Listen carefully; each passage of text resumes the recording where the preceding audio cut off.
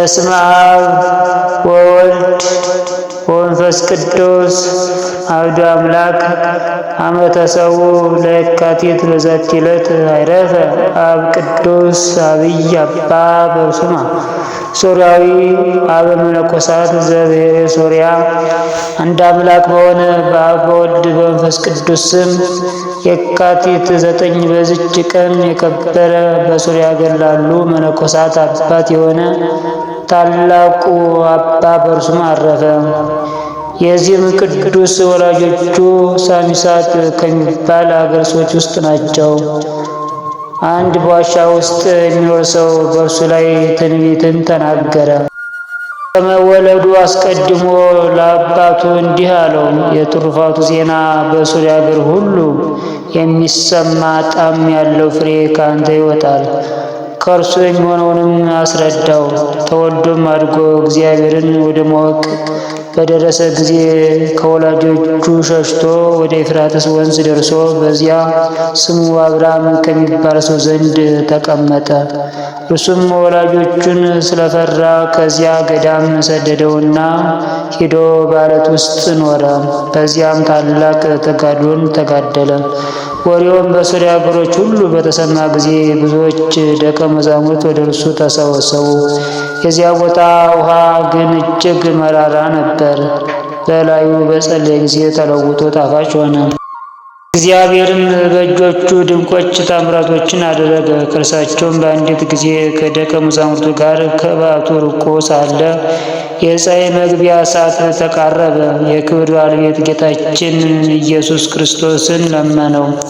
ወደ በዓቱም እስኪደርስ ያን ጊዜ ፀሐይን አቆመለት። በሌላ ጊዜም እንዲህ ሆነ።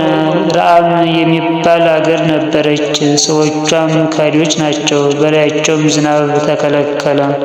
በተጨነቁም ጊዜ ወደ ከበረ አባ በርሱማ መጥተው ለመኑት። እርሱም ገሰጻቸው፣ እንዲህም አላቸው፣ ከክህደታችሁ ተመልሳችሁ በእግዚአብሔር ብታምኑ እርሱ ብዙ ዝናብን ያዘንብላችኋል።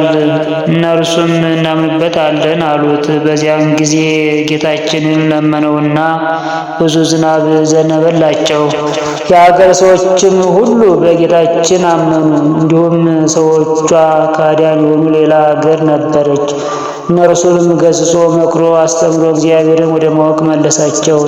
የጣዖቶቻቸውን ቤቶች አፈረሰ። እንዲህም ቅዱስ ለራሱ ቦታ አዘጋጅቶ በዚያ ሳይቀመጥ 54 ዓመት ቆሞ ኖረ። ከመትጋት የተነሳ ሲደክመው ከናሱ ግድግዳ ላይ ተደግፎ ያሸነብራል። በየ7 ቀኑ ይጾማል። የከበረ አባ ስምዖን ዘአምድልያ ወዶ ወደ እርሱ ላከ።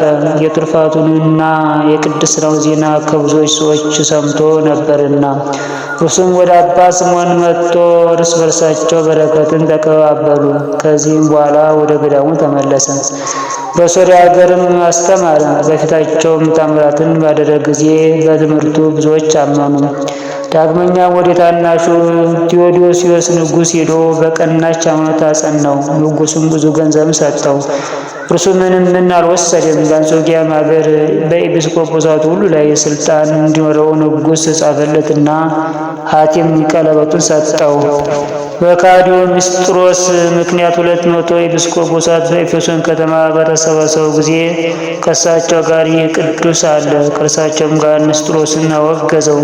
ዳግመኛም በአንጾኪያ አገር ያሉ መኳንንት፣ መሳፍንት፣ ሹማምንት ሁሉም ይታዘዙለት ዘንድ ንጉሥ ደብዳቤን ጻፈለት። እርሱም በጎ ሥራ እንዲሰሩ በሃይማኖት እንዲጸኑ የሚያዘዝ ደብዳቤ በመጻፍ በንጉሥ ሐቲም ቀለበት እያተመ ለአገሮች ሁሉ የሚልክ ሆነ። ክፉዎች ሰዎችም ጠሉት። በንጉሡም ዘንድ ነገር ሰሩበት። እንዲህም አሉት፣ እነሆ አባ በርሱማ እንዲህ ዓለም ሰው ሆኖ ይበላል፣ ይጠጣል፣ መልካም ልብስንም ይለብሳል። ንጉሡም ስለ አባ በርሱማ የተነገረውን ያረጋግጥ ዘንድ ከባለሟሎቹ አንዱን ላከ።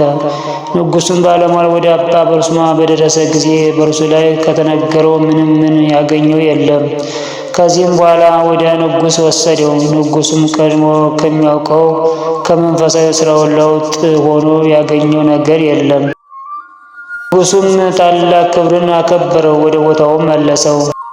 መናፍቁ ንጉሥ መርቅያንም የኬልቄዶንን ጉባኤ በሰበሰበ ጊዜ የንጉሥ አማካሪዎች አባ በርሱማን እንዲያስመጣ ንጉሡን መከሩት። እንደማይፈራና እንደማያፍር ለሰውም ፊትም እንደማያዳላ ተከራክሮ ረድቶ እንደሚያሳፍራቸውም ስለሚያውቁ ነው። አንዱን ክርስቶስን ወደ ሁለት ከፋፈሉበት።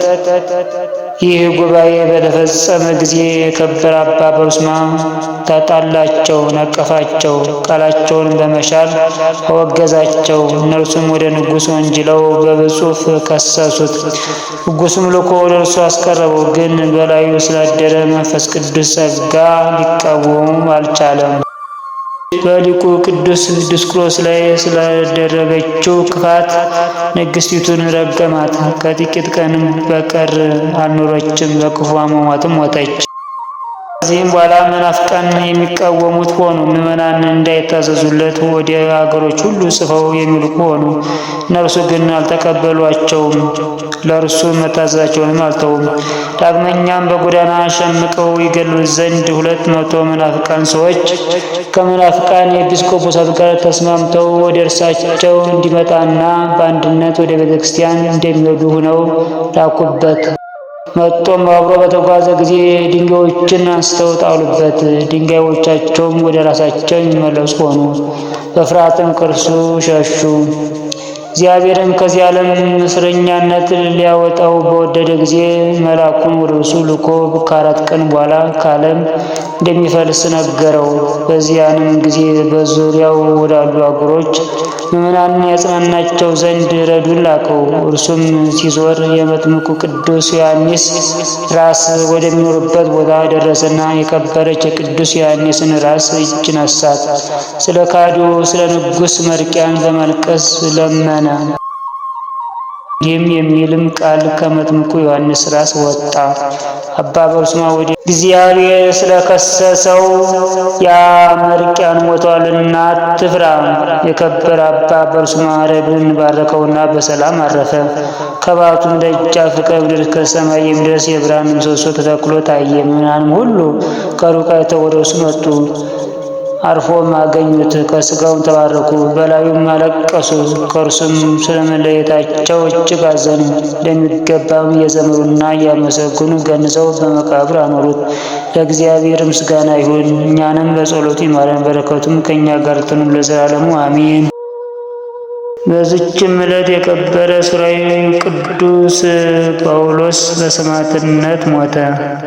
የዚህም ቅዱስ ወላጆቹ የሶርያ ሰዎችና በእስክንድርያ ከተማ የሚኖሩ ነጋዴዎች ናቸው። ከዚህም በኋላ በስሙናይን ከተማ የሚኖሩ ሆኑ። ወላጆቹም ሲሞቱ ብዙ ገንዘብ ተውለት። ከዚህ በኋላ ከሃዲያን ነገሥታትና መኳንንት በክርስቶስ የሚያምኑ ምዕመናንን እንደሚያሰቃዩአቸውና እንደሚገሏቸው ሰማ። በዚያንም ጊዜ ተነስቶ ገንዘቡን ሁሉ ለድሆችና ለችግረኞች በተነ። ከዚህም በኋላ የወደደውን መንገድ ይመራው ዘንድ ወደ ክብር ባለቤት ጌታችን ክርስቶስ ጸለየ። ጌታችንም መልአኩን ሱራፌልን ላከ። እርሱም በክብር ባለቤት ክርስቶስ ስም የሚደርስበትን ስቃይ ሁሉ ነገረው። እነሆ ከአንተ ጋር እንድኖር እንዳጽናናህም እግዚአብሔር አዞኛልና አትፍራ አለው። በዚያንም ጊዜ ተነስቶ ወደ እንድናው ከተማ ሄደ። በመኮንኑ ፊት ቆሞ በክብር ባለቤት በጌታችን በኢየሱስ ክርስቶስ ታመነ። መኮንኑም ልብሱን አራቁተው ይገርፉ ዘንድ አዘዘ። ይህንንም አደረጉበት። ከዚህም በኋላ በጎኖቹ ውስጥ ብረቶችን አስገብተው ለበላውት፣ እሳት ግን አልነካቸውም። መኮንኑም ለጣዖት እንዲሰግድ ብዙ ገንዘብ አመጣለት። የተመሰገነ ጳውሎስም ወላጆቼ ሲሞቱ 17 የወርቅ መክሊት ትተውልኝ ነበር። ስለ ክብር ባለቤት ክርስቶስ ፍቅር ትቼ ለድሆች መጸወትኩት። ወደዚህ ወደ ተናቀ ገንዘብ እንዴት እመለሳለሁ? አለው።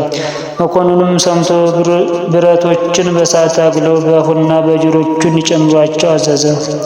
ይህንንም አደረጉበት። ሱራፌል መልአክም ወርዶ እንዳሰሰውና ዳነው። ሁለተኛም እባቦችን በላዩ ሰደዱ፣ አልነኩትም።